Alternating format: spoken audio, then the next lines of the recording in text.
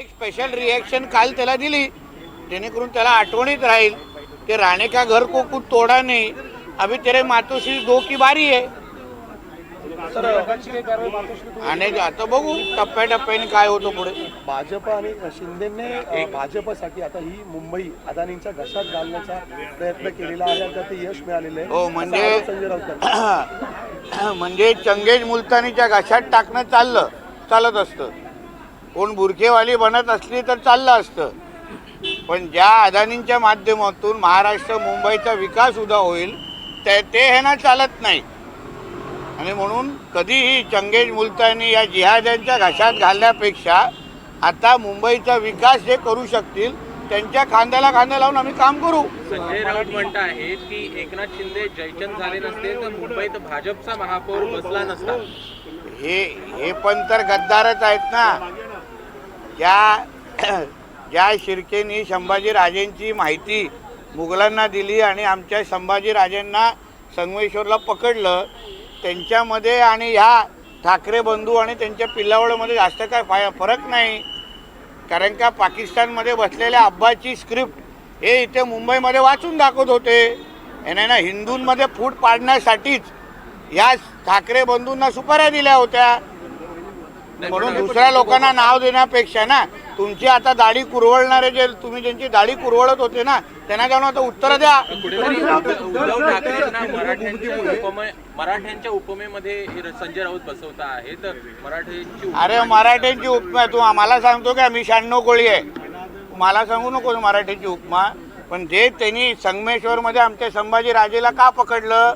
कारण आमचं ते काही फितूर निघाले, स्वकीयांनी त्या मुघलांना मदत केली म्हणून आमच्या संभाजीराजेंना ज्यांनी एकही लढाईला हरले नाही त्या संभाजीराजेंना पकडलं कोणी? तर आमच्या स्वकीयांनी फितुरी केली.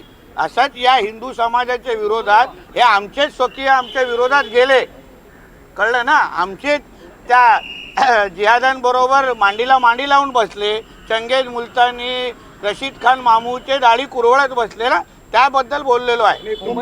आम्हाला मराठीची सांगू नका.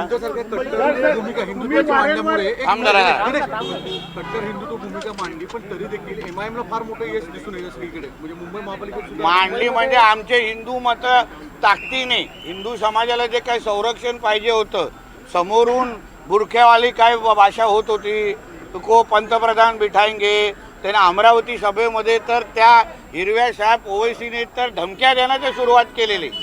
त्याला उत्तर हिंदू समाजाने चांगल्या पद्धतीने दिलेलं आहे.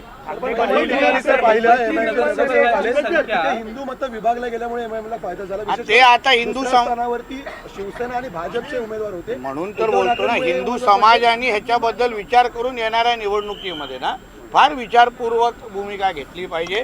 ते आपण हिंदूंमध्ये फूट अगर पाडली तर अशाच पद्धतीचे हे एमआयएम इस्लाम पार्टी सारखे कट्टरपंथी विचाराच्या पार्ट्या उद्या निवडून आल्या तर ते आजान मस्जिद के विरोधात खिलाफ बोलने वालों को वोट मत दो असेच प्रचार सुरू होणार सगळीकडे.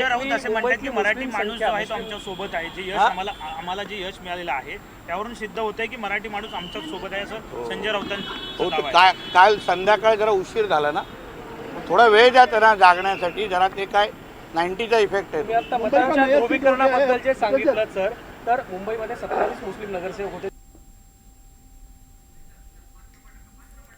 ठाकरे मुख्यमंत्री असताना आमचं घर तोडायला आयुक्तांना लावलेलं होतं. मुंबईमधला हिंदू एकजूट झालेला आहे, एकत्र आलेला आहे. आता हे जे काय याची संख्या आहे ना ती कमी कशी करायची? तर शेवटी आम्ही काय बोललेलो, बांगलादेशी रोहिंग्यांना मुंबईमध्ये कमी करायसाठी आम्हाला सत्ता द्या. आता 5 वर्ष आमच्या देवभाऊच्या नेतृत्वात त्या गोष्टी करू. पूर्ण ऑइलिंग आणि सर्व्हिसिंग करून ठेवलेली. आता सगळीकडे हे जे अनधिकृत हिरवी चादर टाकून ठेवलेले ना सगळीकडे आता देवाभाऊंचा बुलडोजर चालू. तुम्ही डेडलाईन दिली होती खरं तर मुंबईमध्ये अस्लम शेख यांच्या संदर्भात बोलताना की 15-17 जानेवारी खरं तर डेडलाईन असेल रोहिंग्यांसाठी. डेडलाईन आता पूर्ण झाली, काय सांगाल? काय सांगू आता, त्यांनी बॅग पॅक करून निघावं इथून. हा, कारवाई कशा होते ते तुमची कॅमेराला जरा सगळं तयारी करून ठेवा ना. इथे उभे करून जेव्हा बाहेर निघतील त्यांचे थोबडे जरा कॅमेरावर दाखवा. एक बड़ी पार्टी है, नहीं सर, एक बड़ी पार्टी उभर के सामने आई है, बीजेपी को ज्यादा सीट मिली है। क्या?